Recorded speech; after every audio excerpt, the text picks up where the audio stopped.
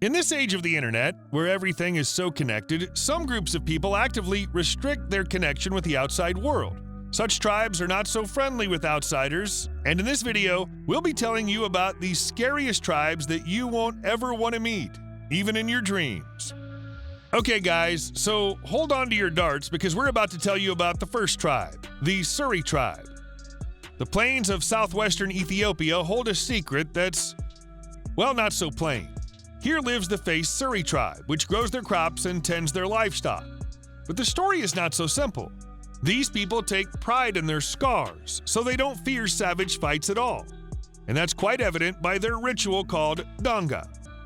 The Donga is a local stick fight competition among the young men for impressing girls. The elders highly value this practice because it uproots the fear of bloodshed from their hearts.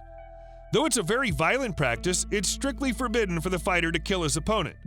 And if a fighter gets killed during the fight, his opponent and all his family are banned from the village for life. They're not exceptionally very friendly with outsiders because they get annoyed by their photographs and demand a fee. The Little Mermaid is not the only one whose entire life is centered around water, as there are Moken people too, who spend more life in water than on land. Moken is a Thai word for people of water. These are the people living in the Murgui archipelago of Myanmar. Despite the world's modernity, the Moken people still live a semi-nomadic life, roaming in the sea near the coast and pursuing the sea and marine products. These might be of no surprise that their children learn swimming before walking at times. There's been an ongoing history of friction between the Moken people and the Thai government because their rights have always been compromised. Unlike the last tribe, the next tribe has never been disturbed by any forces, the Chukchi Tribe. This tribe has a whole lot of people. There are about 15,000 people living in it. Yes, people. And you guessed right, the Chukchi Peninsula is within the Russian Federation. These people are further divided into two groups. Reindeer Chukchi, who have a nomadic life in the inland region, migrating seasonally with their herds of reindeer, and Maritime Chukchi, who've settled homes on the coast and they hunt sea mammals. These people are called hot-tempered by their rival tribe Eskimos, but they highly hold arts and culture. They're skilled in carving and engraving bone and are talented folk artists too. You might be longing to watch the dance of the Chukchi Tribe, but the attire of this next tribe is going to scare you for sure, the Mudmen Tribe. No people, they don't live in mud houses. They're named that way because they wear masks made of mud. The Asaro Mudmen have a fascinating story beneath their masks. Some say that the custom began when they smeared their bodies with mud to scare off their enemies. How interesting the story may be, but I'm sure you'll never want to have a mini heart attack in case you bump into them while exploring the Papua New Guinea Eastern Highlands.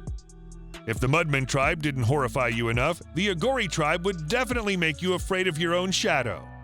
Agory is a religious Hinduism sect in India, but the locals overly condemn them because the Agory monks are notorious for cannibalism. They devote their whole lives to the worship of the Hindu god Bhairava, who's associated with death. They believe themselves to be exceptional healers and extract oil from dead human bodies.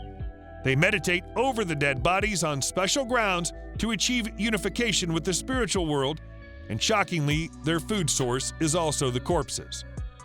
Imagine being a tourist on the verge of death among these Agoris. I'd not wish that upon even my worst enemies. Talking about dead people, what about the tribe whose target is very much alive people?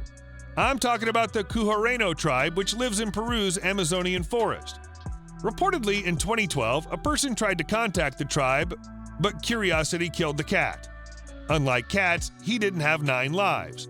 He was found dead with an arrow in his heart. The Mashkopiro actively try to isolate themselves from the outside world because they consider everyone a threat, which is understandable because they've been maltreated by a series of colonizers.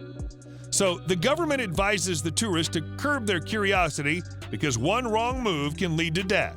And just one sneeze from tourists can be the cause of death for the whole jungle because of the tribe's ill-developed immune system. We just talked about the immune system, but how about a tribe who paints themselves as skeletons? That's the Chimbu Tribe of Papua New Guinea for you.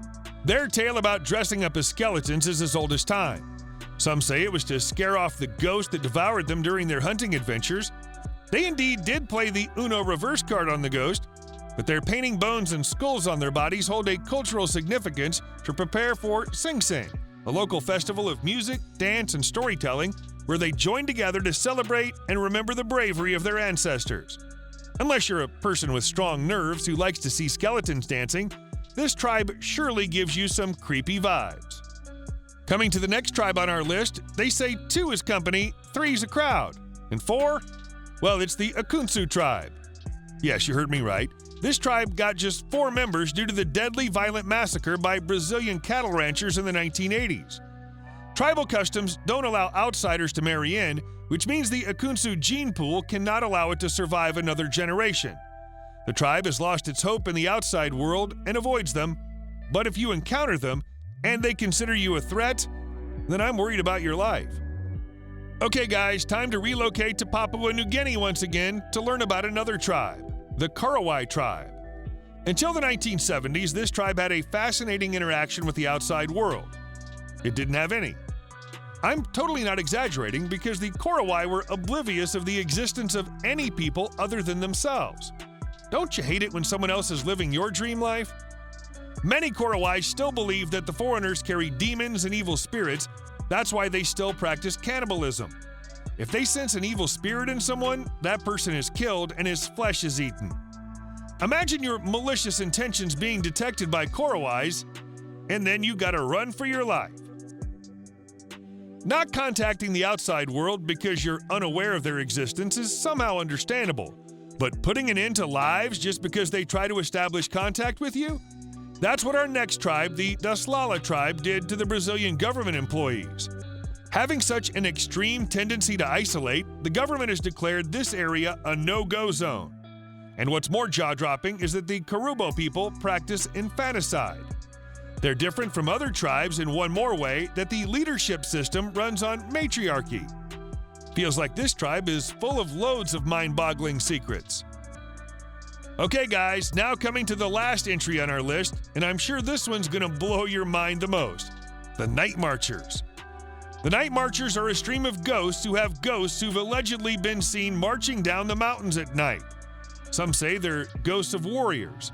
Their march is very lively, and there's a sound of drum beatings and chantings. It's said that these marches are more active during the new moon nights. If you are come to this tribe face to face, shut your eyes tightly because according to them, making eye contact with them is punishable by death. So guys, that's all I had for today, but the quest does not end here. There are still some tribes undiscovered who might be able to take our breath away in more stupefying ways. I hope you enjoyed this video.